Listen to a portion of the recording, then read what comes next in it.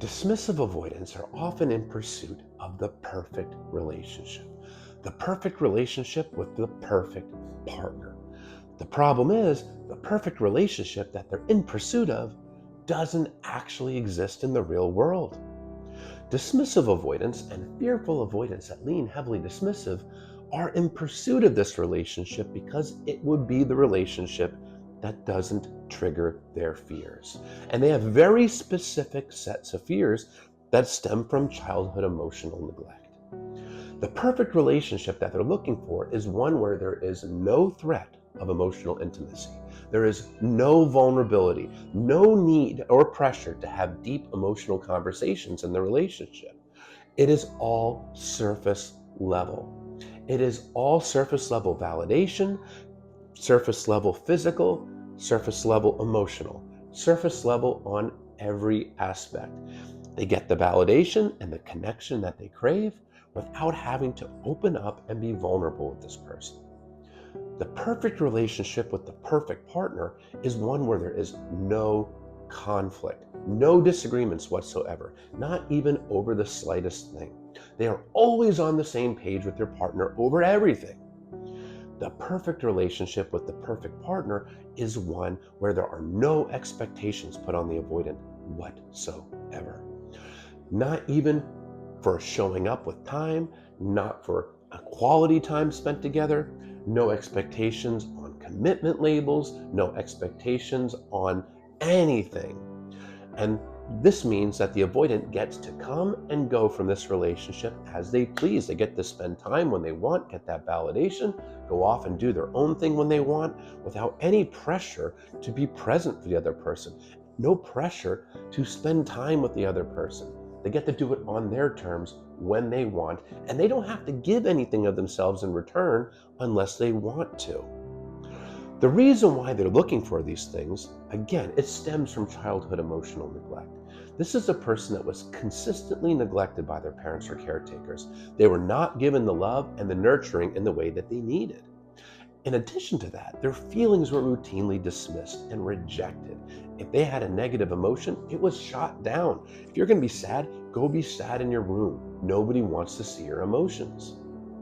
So, when they look for a relationship that has no emotional intimacy, all surface level, well, that's because being vulnerable was something they learned wasn't safe for them.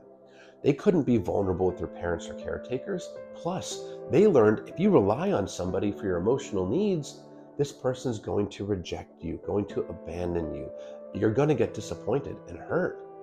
So, they learned that emotional closeness isn't safe. Plus, due to that emotional neglect, they personalized it. They grew up to feel like there's something wrong with them, that they must be defective, that they must be unlovable. Their subconscious fear is if I take down my walls, my partner will see that I am actually unlovable, that I'm defective, that I'm worthless.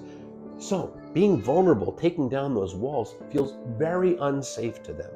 So they push their partner away and keep it at an emotional arm's length.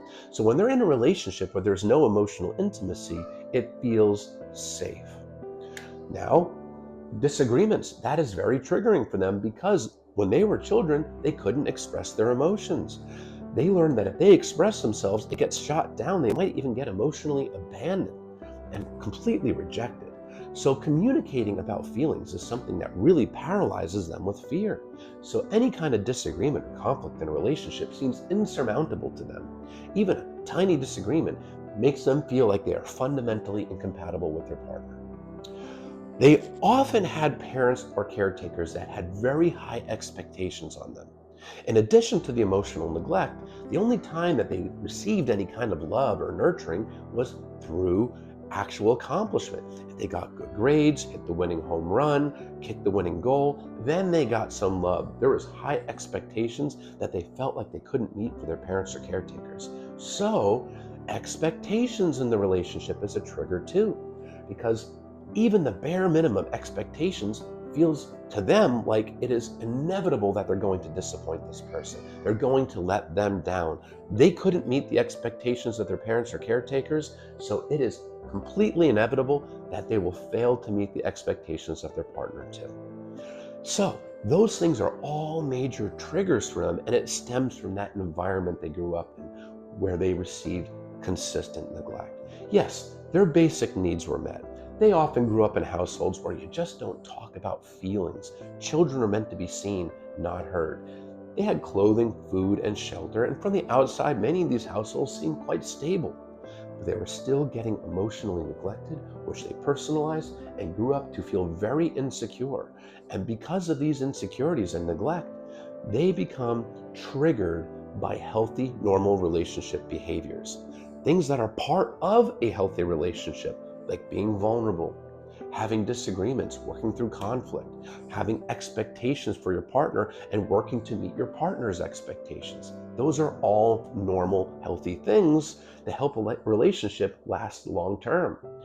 But for a dismissive avoidant, those are very triggering things. It feels like pressure and it feels like it's not easy. That feels like a hard relationship to them. And you may have heard from your dismissive avoidant partner or ex that they just want an easy relationship. It should just come natural. In other words, they want a person that they get along with all the time without having to give anything of themselves emotionally, physically, time-wise, etc. It doesn't exist in the real world. So if your avoidant partner or ex discarded you, if they left saying they just wanted something easy, and any of those things were the trigger, whether it was the intimacy, disagreements, or expectations, that's not your fault. You're engaging in normal relationship behavior, healthy relationship behavior. And this is a person that gets triggered by healthy behavior. You're not responsible for their insecurities. You were not the one emotionally neglecting them in childhood. So as hard as it is, don't personalize it because it's not a reflection of you.